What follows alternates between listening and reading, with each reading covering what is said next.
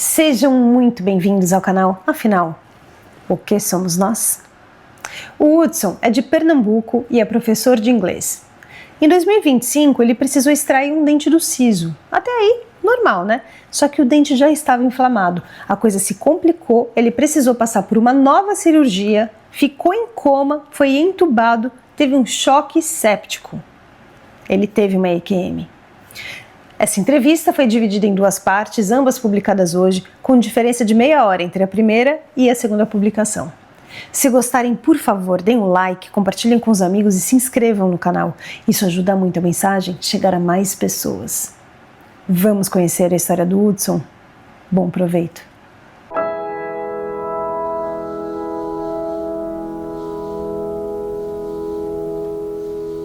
Boa tarde, Hudson. Muito obrigado por você aceitar compartilhar conosco do canal Afinal que Somos Nós a sua experiência de quase morte e outras experiências que você julgue pertinente comentar conosco. Peço, por favor, que você se apresente, nos diga de onde está falando e nos conte tudo, todos os detalhes que você se lembrar sobre a sua experiência.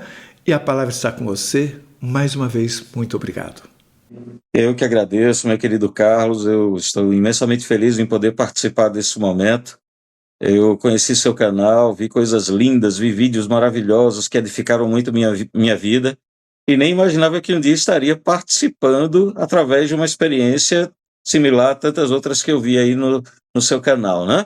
Eu sou Hudson Ribeiro, reforçando, sou de Recife, Pernambuco, moro numa cidade vizinha chamada Jaboatão dos Guararapes, mas é muito próximo aqui de Recife.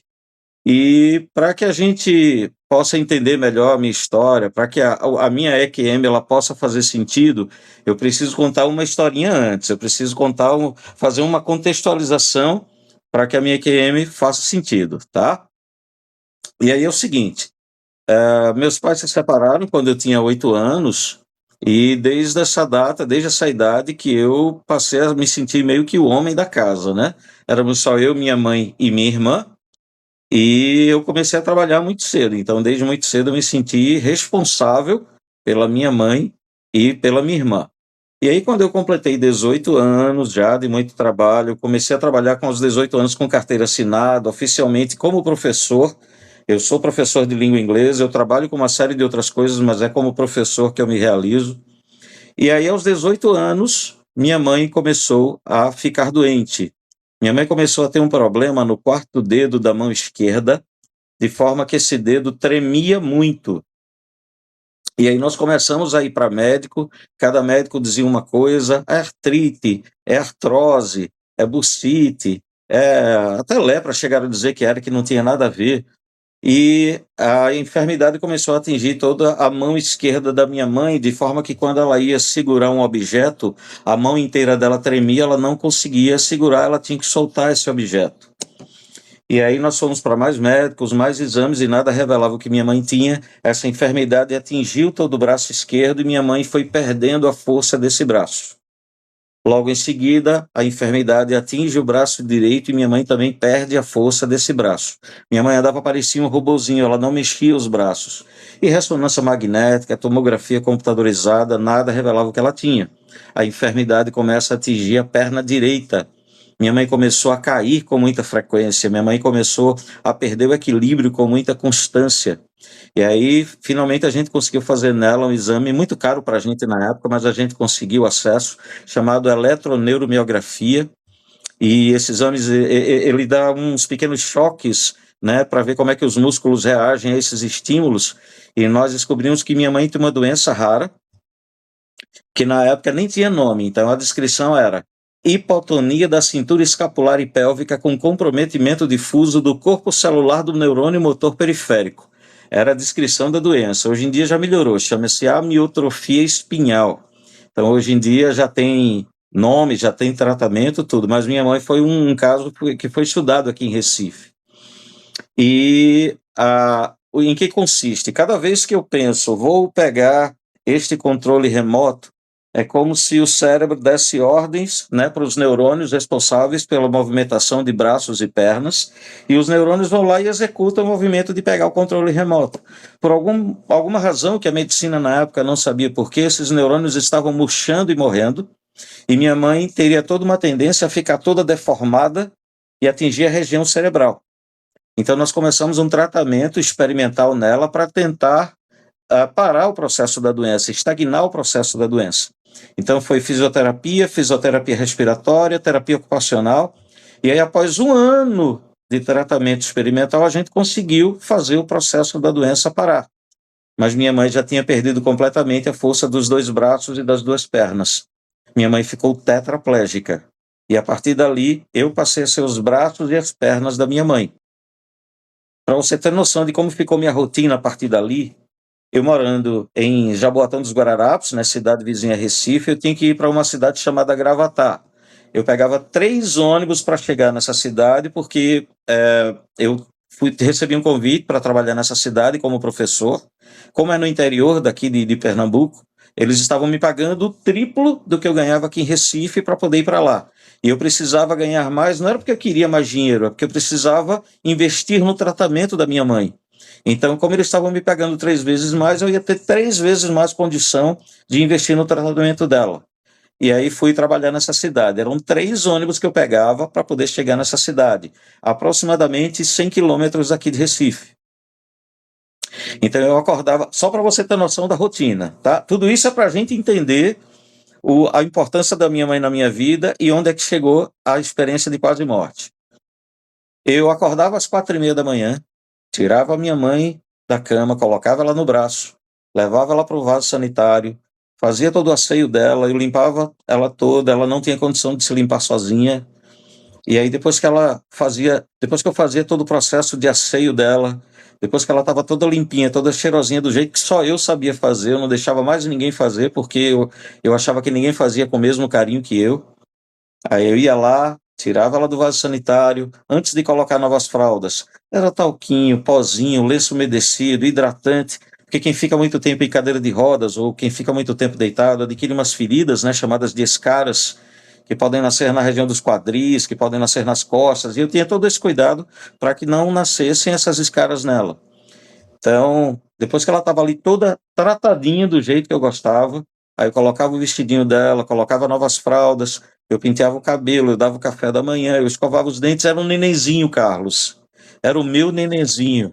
E eu repito, eu fazia aquilo com o maior amor da minha vida. E depois que ela estava toda pronta, esse processo todo durava 2 horas até ela ficar pronta. Então era de 4h30 da manhã às 6h30. Eu tinha meia hora para cuidar de mim, 7 horas da manhã eu saía para trabalhar, e aí ficava normalmente uma senhora olhando minha mãe enquanto eu ia trabalhar, e eu dava aula. Eu saía de casa às 7, a minha primeira aula era às 10 da manhã, eu tinha 3 horas para chegar na cidade de Gravatá, e eu dava aula até 9h15 da noite. Não tem mais ônibus vindo de Gravatá até Recife, então eu pegava um mototáxi de Gravatá até a cidade de Vitória de Santo Antão. Eu passava mais ou menos 40 minutos de moto até chegar nessa cidade para pegar o último ônibus que saía às 10 horas da noite. Chegava em Recife 11h10, 11h15, pegava um terceiro ônibus para chegar em casa. Chegava em casa meia-noite, 5 para meia-noite, meia-noite 5. Dava um cheirinho na minha ex-esposa, meu casamento não suportou essa rotina. Como é que você tá? Tá tudo bem? E eu ia cuidar da minha mãe de novo de meia-noite aproximadamente até 2 da manhã, para acordar às 4h30. E mesmo nesse curto espaço de tempo, eu só tinha 2h30 para descansar. Mas minha mãe muitas vezes me chamava porque ela estava com, sei lá, tinha um mosquitinho picando, ela não tinha força para matar, eu tinha que ir lá matar. Daqui a pouco eu estava dormindo de novo, ela chamava porque ela ficava com a garganta muito seca. Então, eu tinha que dar água para ela. Ou então, daqui a pouco, ela precisava mudar de posição. Eu levantava 2, 3, 4 vezes durante esse curto espaço de tempo.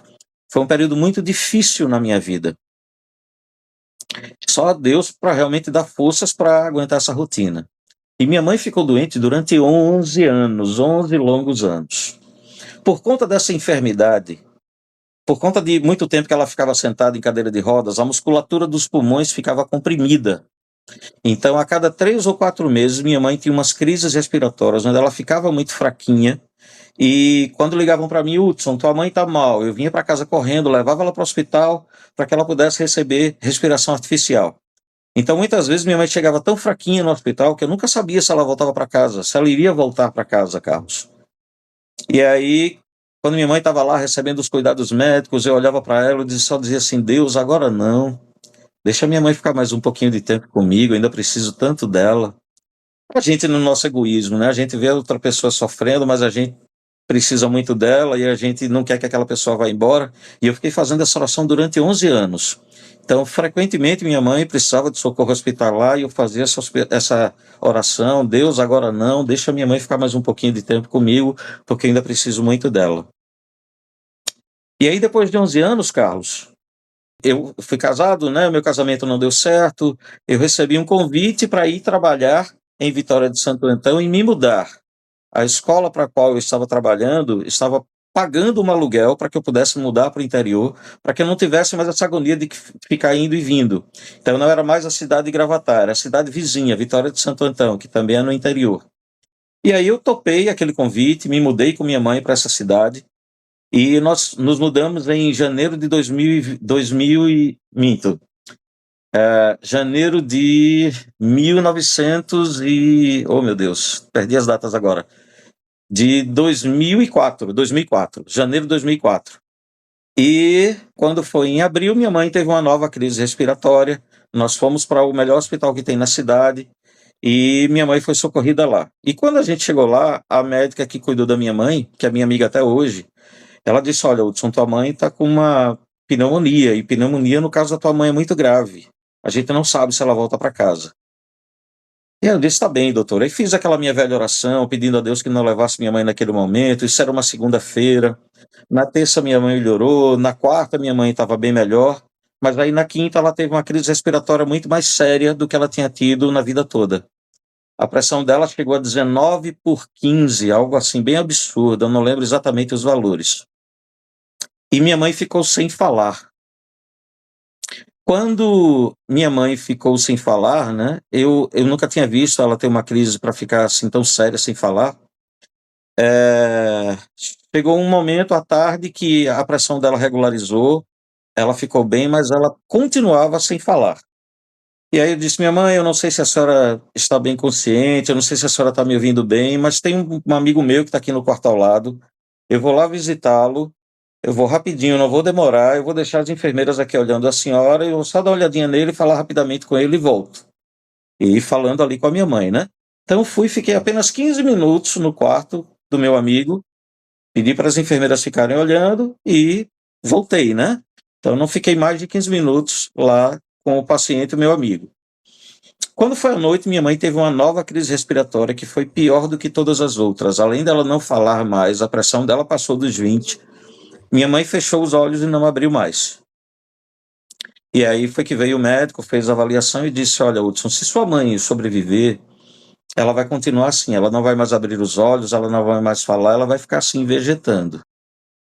Eu disse: Tá bom, doutor, já entendi a situação. E aí, quando ele saiu, que eu já ia fazer de novo aquela minha velha oração, eu disse: Mas puxa vida, meu Deus, durante todos esses anos eu venho fazendo uma oração centrada em mim, dizendo: Deus, não leve minha mãe agora não, eu preciso muito dela. E então, eu que preciso dela, mas ela que precisa tanto dela, e ela está sofrendo. Eu disse: Não, Deus, eu tenho uma oração diferente hoje.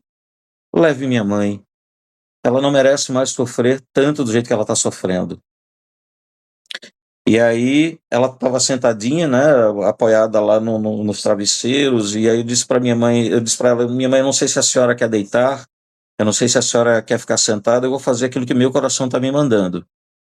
E aí fui, deitei minha mãe, dei um beijinho no narizinho dela como eu fazia todas as noites, mas já imaginando que aquele era o último beijo que eu estava dando nela.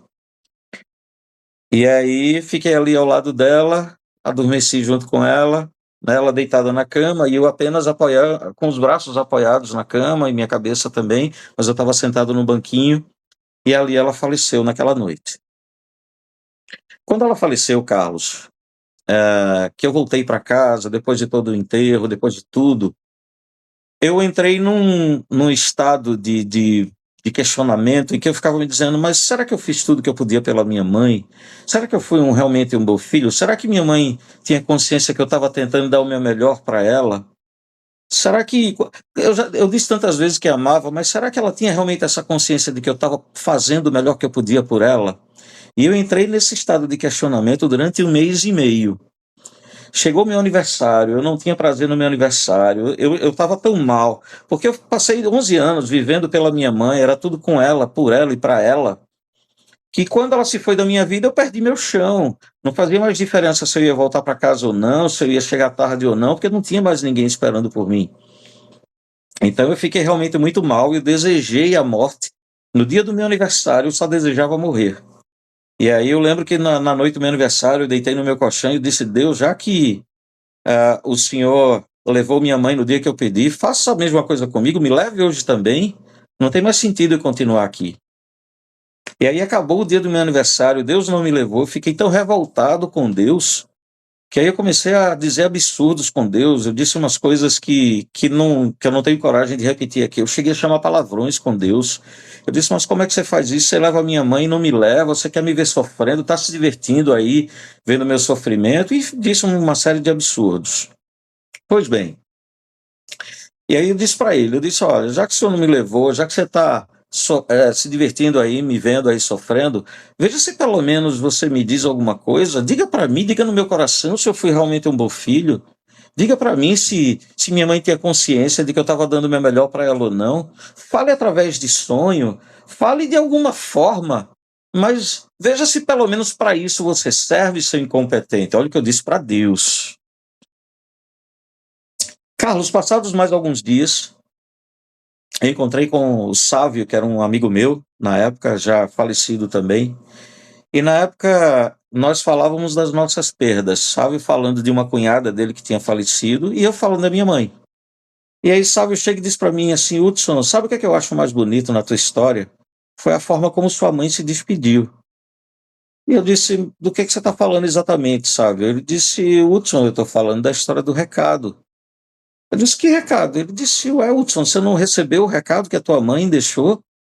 Aí ele disse: ah, então eu não vou estragar esse momento, não.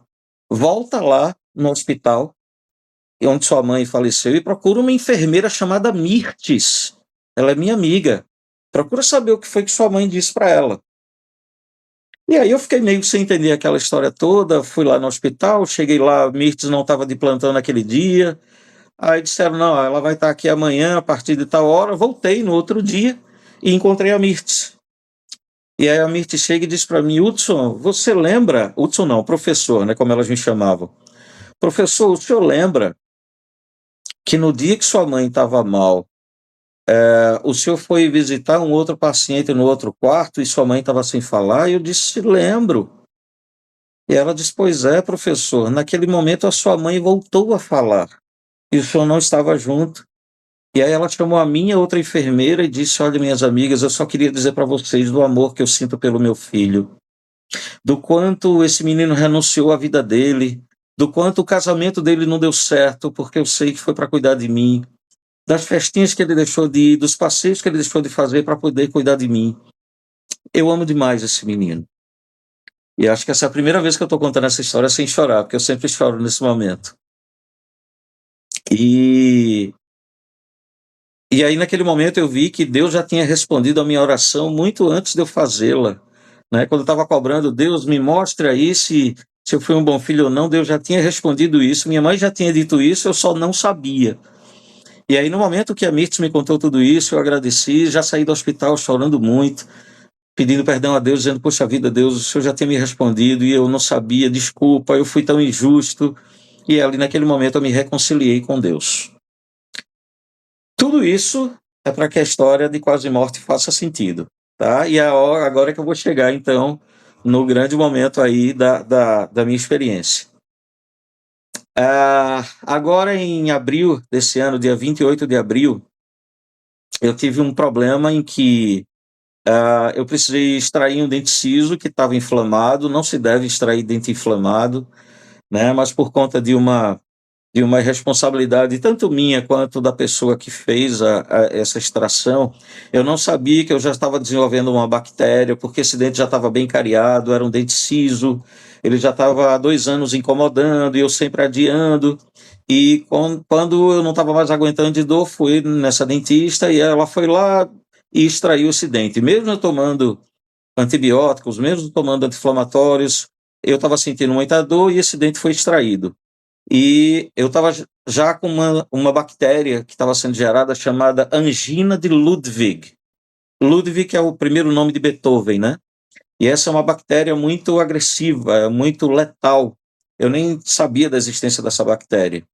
E o fato é que meu rosto começou a inchar de uma forma tal que eu fiquei com 4,5 kg de pus aqui alojados no meu maxilar, aqui embaixo. Eu praticamente fiquei sem pescoço, isso tudo meu ficou inchado, completamente inchado.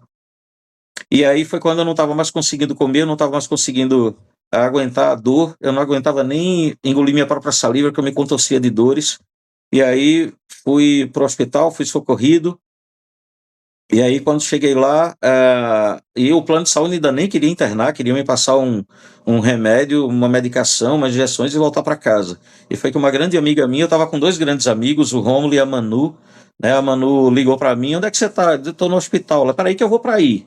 E aí foi para lá e o Rômulo e a Manu começaram a brigar lá com o pessoal do hospital para que me internassem.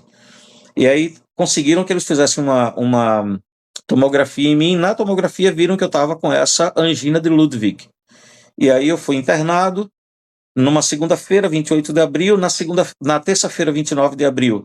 Fizeram 3 incisões aqui e foi a cru, né? Eu estava acordado, eu estava completamente consciente, porque eu precisava retirar um pouco da pressão que estava no meu rosto. Então fizeram 3 incisões para poder fazer uma drenagem para tirar parte desse pus. E foi a dor mais lancinante que eu já senti na minha vida. Eu estava completamente consciente de tudo. E eu precisava fazer isso porque eu estava com a minha taxa de leucócitos muito altas. Os leucócitos ali, para eles estarem bem, eles ficam entre 4 e 10 mil. Eu estava com 24 mil de leucócitos, demonstrando que eu estava com uma taxa de infecção muito alta. Então, essa inchação, eles estavam chamando de celulite. Eu estava com uma celulite muito grande e que eu estava ali prestes a morrer, eu nem tinha noção disso. E aí, fiquei daquele jeito na terça, né, o dia que foi feita essa cirurgia. Na quarta e na quinta eu estava ali, melhoro, não melhoro, e aí os meus leucócitos não estavam baixando, mesmo tomando antibióticos muito fortes. E aí na sexta-feira, dia 2 de maio, resolveram fazer uma nova cirurgia. Aí foi com sedação, aí eu fui entubado, corri até o risco de eu fazer uma traqueostomia, né, porque eu não conseguia abrir a boca, talvez eles não conseguissem me entubar. E naquela noite de 2 de maio, era uma sexta-feira, eu fui operado. Era noite. Eu lembro que quando eu acordei, olhei e disse: nossa, já é de manhã. Eu fui operado e passei a noite dormindo. Então eu achando que era o sábado, dia 3 de maio.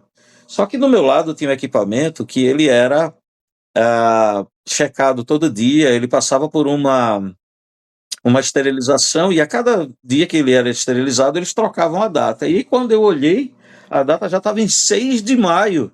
Era terça-feira. Eu disse: caramba, eu estou dormindo desde o dia 2. Eu não sabia ali que eu estava em coma induzido.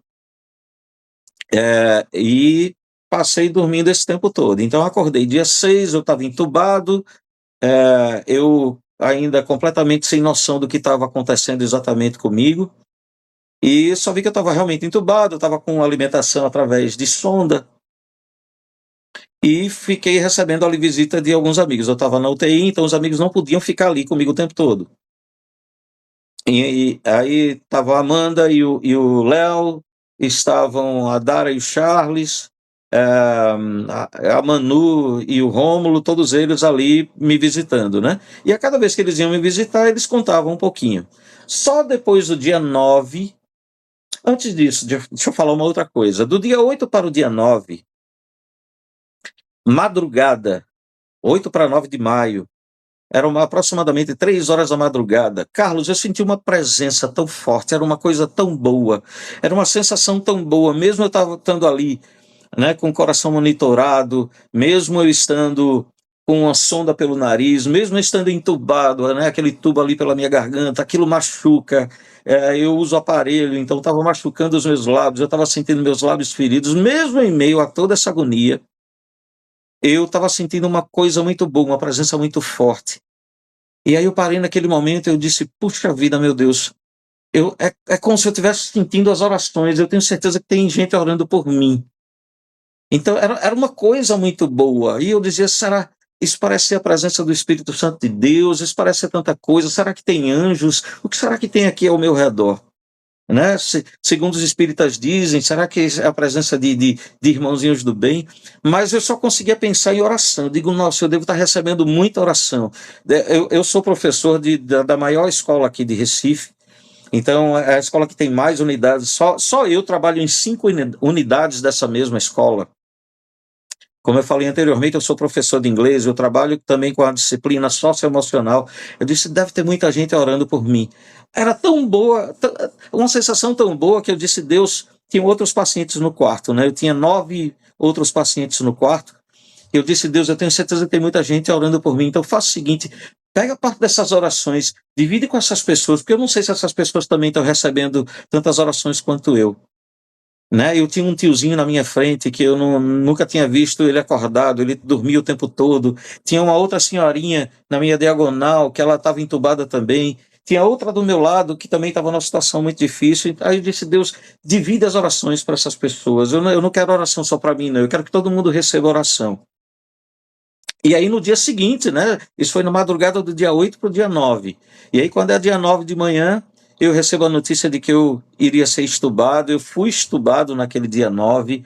O senhorzinho na minha frente, que eu nunca tinha visto acordado, pela primeira vez eu vi acordado. A senhorinha que estava do meu lado, ela conseguiu balbuciar algumas palavras, eu não tinha ouvido ela falar até então. A outra que estava na minha diagonal também foi estubada. E aí, para resumir a história, todo mundo teve alguma melhora naquele quarto, naquele dia 9. Eu disse, está vendo, era isso mesmo, eram orações, e as orações foram direcionadas para todo mundo. Aí eu fiquei ali ainda na UTI naquele dia 9, fiquei no sábado, dia 10. Deixa eu só ver as datas para ver se eu não estou errando aqui, tá? 5, 6, 7, 8, 9, isso. No sábado, dia 10, domingo, dia 11, novamente do dia 10 para o dia 11, na madrugada eu senti aquela presença boa de novo, novamente eu pedi a Deus que, né, distribuísse as orações para todo mundo, e novamente no dia 11 tive boas notícias de melhoras de todo mundo, e eu saí da UTI, eu recebi alta da UTI no dia 11 e fui para o apartamento. E foi aí que eu soube que no dia 4, aí voltou a historinha um pouquinho, foi quando meus amigos me disseram que no dia 4 de maio, enquanto eu estava ali em coma induzido, minha pressão zerou 2 vezes. Então eu cheguei à pressão 0, eu tive choque séptico, eu tive início da falência múltipla dos órgãos, e aí os médicos mandaram chamar a família e amigos e dizer, olha, ele não vai passar de hoje. Hoje é o último dia dele. E aí a Amanda chegou e perguntou, mas quantos por cento de chance ele tem de sobreviver? E aí o médico disse, eu não dou nem 2% de chance dele sobreviver. E eu estou sendo otimista. Né? E aí meus amigos meio que se desesperaram e eles disseram, não, vamos orar, gente, vamos orar. E o pessoal se ajoelhou ali mesmo no hospital e começaram a pedir orações para outras pessoas e em igrejas, e foi uma multidão realmente de pessoas orando. Isso no dia 4, tá? E eu ali sem saber de nada, era o domingo 4 de maio. E aí passou tudo isso, fiquei bem. No dia 11 eu saí da UTI e fui para o apartamento, e foi quando eles começaram a me contar essas histórias todas, que até então eu não sabia que eu tinha corrido um risco tão grave. Essa angina de Ludwig, ela tem o risco de descer para o coração, e aí se descesse era realmente fatal. Depois disso eu soube de outras pessoas que tiveram, né, de conhecidos, ou pelo menos conhecidos de conhecidos que tiveram essa angina e que vieram a falecer.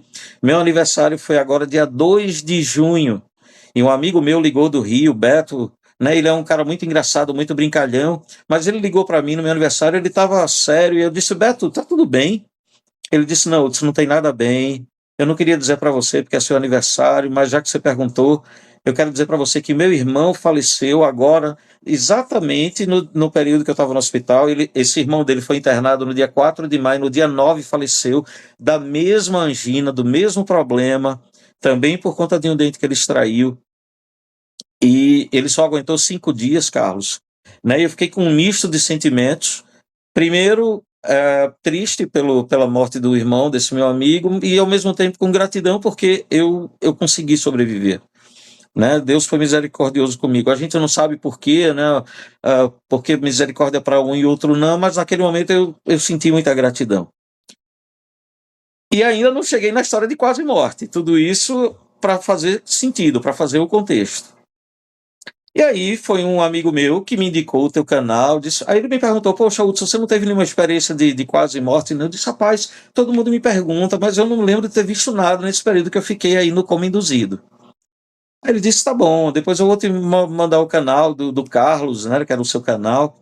E eu também aprendi umas meditações aqui, eu vou mandar para você, essas meditações estão me ajudando muito a relaxar. E ele mandou o link de uma meditação. Carlos, e aí? Coloquei esse link para ouvir, fui relaxando, fui fazendo a respiração, e aí foi me vindo a lembrança de uma experiência de quase morte que eu nem sabia que tinha tido até então. E naquele momento daquele relaxamento, começaram a me vir as lembranças, e foi como se eu tivesse entrado meio que num transe aqui na minha casa, e fui relembrando de tudo que eu vivi no dia 4 de maio. E isso tudo que eu contei é para essa história fazer sentido. Dia 4 de maio, eu me levanto do meu corpo. É exatamente como a gente vê nos filmes, é impressionante. Eu me levantei e me vi deitado na cama. Quando eu me vi deitado na cama, o primeiro pensamento foi: eu morri. Eu morri, eu estou vendo meu corpo.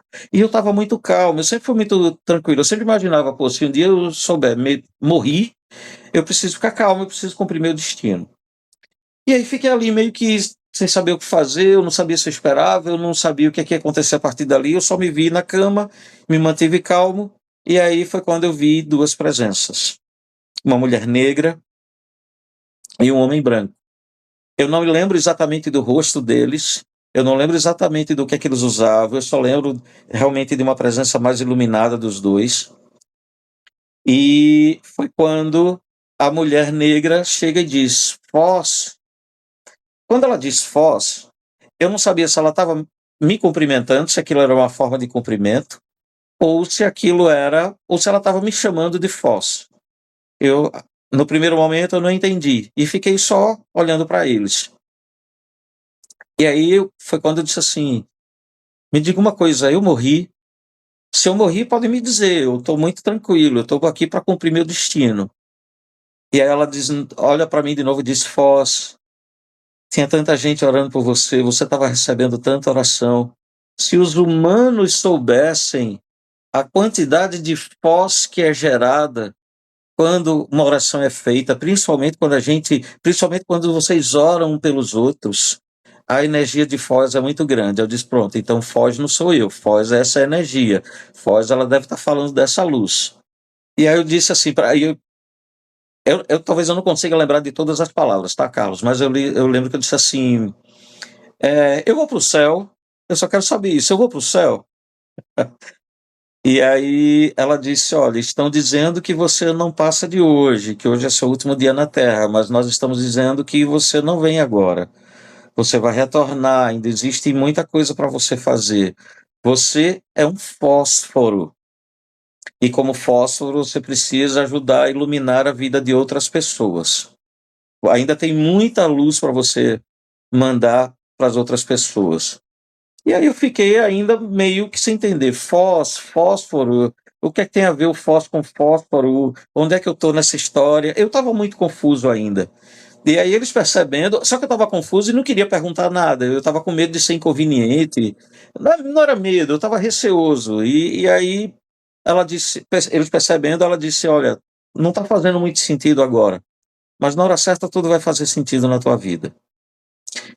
E aí eu disse, tá bem. Eu disse, olha, então já que eu não vou morrer, será que eu posso ver minha mãe? Né? Então, toda a história que eu contei era para que fizesse sentido. Nesse momento, foi o momento em que o rapaz falou, que até então só a moça que estava falando comigo. E aí o rapaz disse, não é o momento de você ver sua mãe, porque se você vê-la, você vai desejar ir com ela. E não é assim que as coisas funcionam. Para você, nesse momento, basta você saber que está tudo bem, que está tudo bem com ela, que está tudo bem com você, mas que você vai retornar. Eu disse, então tá bom, eu estou disposto a cumprir minha missão. A partir daí eu não lembro mais como terminou a conversa, a partir daí eu não lembro mais se eu retornei ao meu corpo, e aí só o que eu lembro é eu retornando, abrindo os olhos no dia 6 de maio, né, achando que ainda era o dia 2. Então, minha experiência de quase morte, ela é muito breve, porque foi um trecho de uma conversa, mas para que ela fizesse sentido, eu precisava contar toda realmente a história da minha mãe, para que quem estiver ouvindo essa história, para todos aqueles que estejam ouvindo essa história, possam entender o porquê que eu queria ver minha mãe, né? E por que que eles disseram que eu iria querer ir com ela, porque a minha ligação com minha mãe era muito forte. Quando eu perdi minha mãe, eu perdi mais do que minha mãe, eu perdi uma filha. Todo mundo diz que perder um filho é muito pior do que perder os pais, né? Não sei porque realmente eu não tive filhos. E tenho filhos, né? Meus alunos são meus filhos. Só esse ano eu tenho 1.208 filhos. E eu tenho muitos alunos que me chamam de pai mesmo. Eu tenho aluno que me chama de avô, né? Eu tenho uma relação muito próxima com eles. Mas para mim, minha mãe foi uma perda dupla, porque como eu cuidava dela, ela era minha mãe e minha filha. Então era uma ligação muito forte. Então, muito provavelmente por isso que nessa experiência eu não consegui ver minha mãe. Mas eu consegui me ver, eu consegui ver todo o meu derredor, tudo que estava acontecendo ali. Eu vi os outros pacientes, eu vi todo o meu quarto. E depois só me lembro realmente de estar acordando no dia 6 de maio. Então, tive essa experiência. Eu sempre duvidei dessas coisas, eu nunca imaginei. Eu achava que isso poderia ser, sei lá, a pessoa está ali no subconsciente, ela está sonhando e está achando que é uma experiência, mas foi tudo muito real. É tudo muito vivo na mente da gente. Eu consigo nesse momento lembrar da sensação que eu estava sentindo na hora, da sensação de paz, da sensação maravilhosa. Eu lembro de todas as sensações que eu senti, não só nas madrugadas em que eu senti as orações das pessoas, mas a sensação que eu senti conversando com esse casal, me vendo o meu corpo deitado ali na cama, dormindo inconsciente. E é essa a minha experiência, Carlos. Obrigado, Hudson. Você me contou numa conversa anterior que nós tivemos a sua busca após a experiência sobre sobre fósforo, e eu queria que você compartilhasse conosco isso agora. Isso, detalhe importante. Que bom que você lembrou disso. Né? Logo depois que eu tive essa lembrança, eu fui procurar no Google. Eu digo, pô, será que tem alguma referência aqui a esse FOSS? E aí descobri que FOSS significa luz. Foros, isso é uma palavra de origem grega, então fósforos, P-H-O-S, P-H-O-R-U-S, fósforos. Foros significa conduta ou condução. Então, é o que conduz a luz. A tradução, a etimologia da palavra fósforo vem daí. Fósforo significa aquele que conduz a luz. Então, quando ela disse que eu era um fósforo e me chamou de fósforo, ela estava me chamando de luz e que eu precisava continuar conduzindo essa luz. Então, vai fazer sentido em algum momento, mas eu, por exemplo, eu acho que eu sou uma luz quando eu estou com os meus alunos, quando a gente para falar de vida, quando eu paro para ouvi-los, quando eu paro para a gente não só falar de inglês, mas o que é que está acontecendo com vocês? Fala para mim, dos momentos que a gente chora. Nós temos momentos na nossa aula, pelo menos uma vez por mês eu faço uma aula socioemocional, e eles ficam ávidos por essa aula, eles ficam, tio, quando é que vai ter aula de chorar? Vamos fazer aula de chorar, porque eles se derramam mesmo, eles se colocam, né, colocam suas angústias, seus medos, seus anseios. Então, muito provavelmente, esse trabalho precisa continuar. Hoje em dia, logo quando eu entrei nessa escola, eles não entendiam muito esse trabalho, então eles cobravam muito para que eu focasse mais nas questões pedagógicas, mas a partir do momento que as famílias começaram a ir para a escola para dizer, olha, eu quero conhecer esse professor de inglês, né, meu filho está um filho mais obediente, esse professor tem conversado muito com o meu filho, tem dado muita atenção, então isso começou realmente a chamar a atenção da escola, e quando eu fui chamado novamente pela escola para dar uma satisfação do que eu estava fazendo, né? Porque a primeira vez eu fui chamado meio que para a escola foi reclamado o que eu estava fazendo, mas no segundo momento disseram, olha, seja lá o que você está fazendo, continua, porque está tendo efeito muito positivo aí nas vidas das famílias. Então, acredito muito que esse FOS precisa continuar, e não só na escola, mas onde eu estiver. Mas o grande recado para mim dessa experiência de quase morte é quando ela diz que a gente não tem noção da quantidade de foz, da quantidade de luz que é gerada quando a gente ora uns pelos outros. Então, o grande recado para mim não foi nem para mim, foi para todos nós. oremos uns pelos outros, vamos orar mais pelos nossos irmãos, pelos nossos semelhantes, né, para que essa luz ela cada vez mais contamine, para que ela cada vez mais ilumine o mundo. Esse, para mim, é o grande recado. Já que esse é o grande recado, eu quero que você me explique o que é orar. É alguma oração especial ou é simplesmente você desejar o bem de alguém, cada um da sua maneira?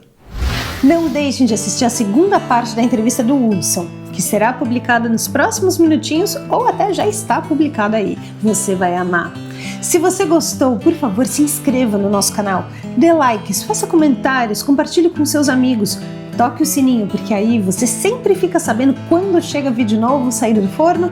E se você tem alguma dúvida ou passou por uma EQM e gostaria de compartilhar a sua história com o mundo, por favor, nos escreva. O nosso e-mail é afinal.oquesomosnós@gmail.com. Essa é uma nova fronteira do conhecimento humano. Vamos juntos atravessá-la?